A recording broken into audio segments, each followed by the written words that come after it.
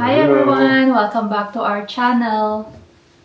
So, nandito tayo ngayon sa bahay. Hindi kami lalabas, hindi kami mag-house tour o naman. Baka iba dyan, nagtataka kung bakit kababalik lang namin tapos bigla-biglaan lang magkakaroon na ng bahay kami. So nagtitingin kami, 'di ba? So Yeah. magkakaroon ng bibili ng bahay. Noon talaga nang bumalik kami, nasabi namin sa sarili namin, mahihirapan kaming makakuha ng bahay, lalo na yung inflation, na sobrang tumaas yung mga presyo ng houses. Tapos, saan tayo makakakuha ng pang down payment? Kasi nga, ako may trabaho ako. Si Alex naman, 'di ba? Nahirapan talaga din si Alex. Like, nag-Uber siya, tapos nakuha sa Calgary Stampede. So, last year, nagtitingin ako sa Realtor.ca kasi mahilig talaga ako magtingin ng mga bahay-bahay. Tapos, tinitingnan ko kung ano yung pwede naming mabili. Tingin talaga si Molly.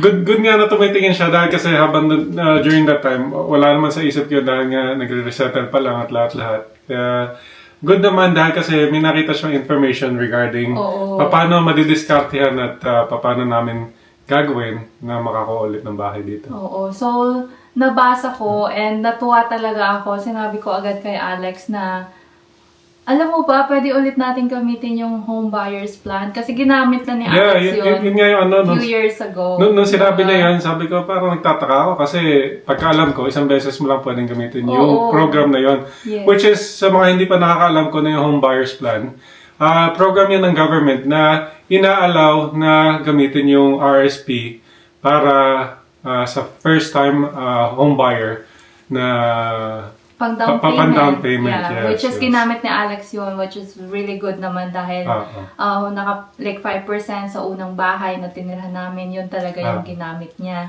Yeah. So, nung nabasa ko, like sabi ko, Lex, tingnan mo, parang pwede natin gamitin ulit yung RSP para makabili ng bahay.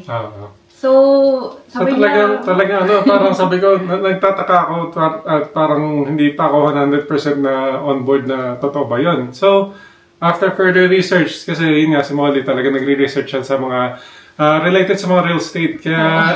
Kaya yung real estate market din, tutok na tutok siya eh. Kasi interested talaga siya. At saka sa site ko naman, yung mga information na sinasagap ko at ina-assess kung pwede bang i-pursue yung mga ganun na venue, kumbaga. Oo, kaya ang ginawa ko, sinabihan ko si Alex kasi siya yung gumamit dati ng home buyer's plan.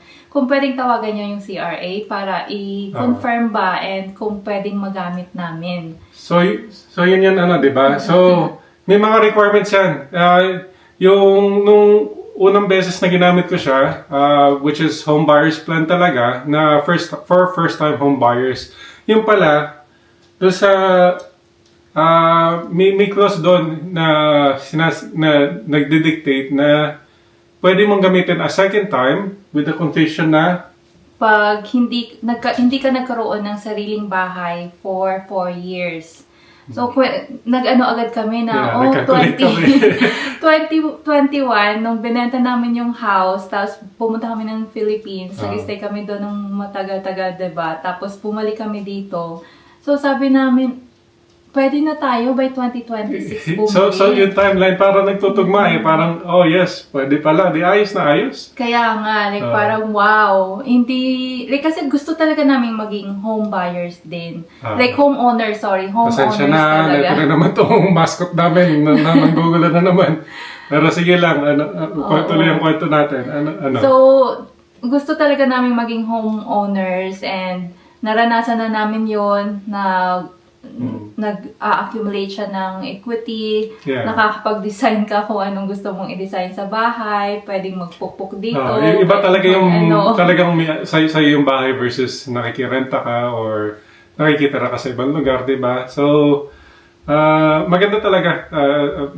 Malamang sa marami naman na mag-agree dyan na magandang may sariling masasabi natin na sariling bahay natin, di ba? Oo. Kaya, ang inaalaw ng government na ma-withdraw mo sa RRSP mo na hindi nila itatax is up to 60,000 per person. Kaya, kami naman ni Alex, tinitingnan namin kung ano yung kaya namin sa budget ha. Okay. Pero at least yun talaga ang importante, may pang down payment na kami na maibibigay and ready na kumbaga na may full-time work na si Alex, na may work din ako.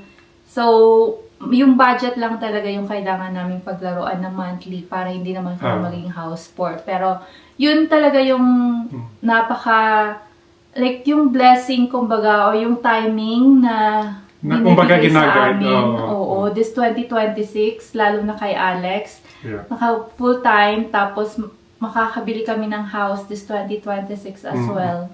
Kaya luminya talaga. Dahil kasi yun isa sa mga kondisyon is syempre, kailangan mo magkaroon ng full-time na trabaho para ma-approve ka ng mga lenders. So, yun, luminya siya. Ngayon, may full-time na trabaho na ako.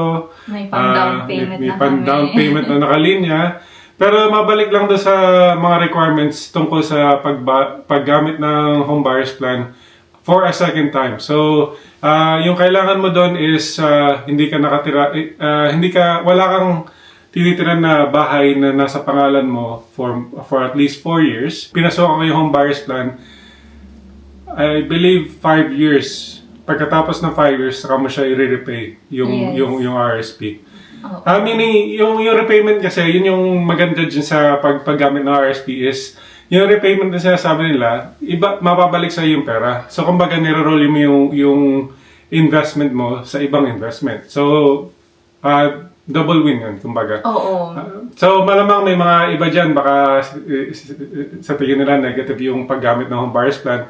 May comment lang kayo down below para at least malaman natin kung ano yung pros and cons paggamit ng home buyer's plan din, di ba? Yung pros talaga sa amin ngayon is mababa yung market. Pwede kami makipag-negotiate. Okay yung timing na papasok kami. Yeah. Tapos, di ba, dahil first-time home buyers kami, merong mga incentives yung government na binibigay. So, yun na nga, yung paggamit ng RSP. Tapos, kung bago yung bibili naming bahay, may GST rebate kami naman na makukuha. So, yun yung isa sa mga bagay na hinahabol din namin. Kumbaga na opportunity is may rebate nga na ino-offer ngayon yung government, which is for new home builds. Yeah, kaya kung napapansin yung mga new build ang mga tinitingnan namin kasi gusto namin makapag-take advantage din dun. Diba? So, yung sa mga lumilinya na tumingin, yun yung isa pa sa mga options nyo is mabibigyan kayo ng tax rebate ng government. Basta eligible kayo sa mga requirements. May discount kayo, may mababalik sa inyong porsyento ng bibili nyo, which is yung tax, di ba? Yung 5%. Yeah. So, mabalik lang sa yung repayment, second year. So, 2026, kung bibili kami, di ba, year 2026, by 2028, kailangan na namin magbayad ng RSP na yung pagbayad hiniram namin. Yes, so yung ibig sabihin ng pagbayad is, halimbawa, every year, nagko-contribute kayo, may maximum allowed kayong contribution room sa RSP nyo. Let's say, kailangan yung i-return na yung pera. Yeah, let's say 4,000. So, 4,000. So, kung 4,000 a year, kailangan nyo enough na 4,000 yung RSP na makakontribute nyo within that year. Dahil kasi, imbes na mapunta sa tax deferred yun, ibubuhos nyo doon sa repayment nung home buyer's plan. Quick disclaimer lang, hindi kami professional wala kaming knowledge kumbaga sa hindi kami financial advisor. Hindi kami financial advisor. Kumbaga ano lang kami, yung mag-share lang kami sa base na nakuha namin information. So please always make your own research para at least aware lang kayo. Pero sa ngayon, ito yung sineshare namin sa inyo in regards to using your home buyer's plan for a down payment sa bahay. Yes. Kaya kahit kababalik lang namin, nahirapan din kami mag-resettle, pero may option na ganun. Kaya we are so thankful and we're really looking forward na magkaroon na ng sariling bahay. Yeah, so sa mga yung mga advice ko lang is habang bata pa kayo, magbuhos na kayo sa RSP. Kahit konti lang yan, kahit $50 a month, makikita nyo over time, nagko-compounding yan at lumalaki. And also kung like sa work namin ni Alex, meron yung company ng RSP matching. Free money yon kaya So maximize nyo parati yun para at least win-win, kumbaga. Which is dahil kasi nga, kung i-match ng company yung contribution nyo, bali dinodoble nyo yung pera automatic, di ba? So, sino ayaw doon? Oo nga. Sa mga susunod na mga vlog, kung halimbawa makahanap na kami ng house, pag-withdraw, mga kung anong dapat gawin, i-share din lang. namin. Kaya stay tuned lang kayo. Make sure to subscribe sa mga hindi pa nagsusubscribe dyan, ha? Yes, and sa mga gustong itapik namin sa vlog namin, halimbawa, may nag-comment kung bibili ng new build, kailan ba kailangan mag-start. Which is really good kasi na-experience namin yan. Kaya let's do that. Yun, mag-share talaga kami dyan tungkol sa mga possible topics sa mga tumitingin ngayon ng real estate, tinitingnan yung market.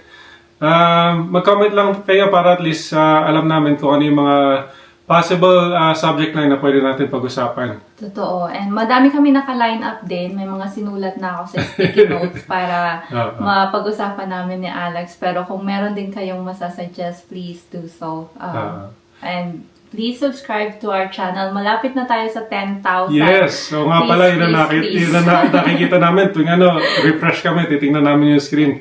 Malapit na talaga. Yun yung nasasabi natin na milestone na target namin na makuha bilang small YouTuber. Kaya maraming salamat sa mga suporta nyo at hopefully marami pang mag-subaybay dyan at mag-subscribe. Alright. Well, until next time. Bye! Bye! Bye na, bye! Bye! Ang laki na ni Bri, no? Kaya nga, lumalaki na. Sobrang kulit din, as in, sobrang kulit, pero sobrang lambing din. Mm-hmm. Yeah. Bye-bye! Bye!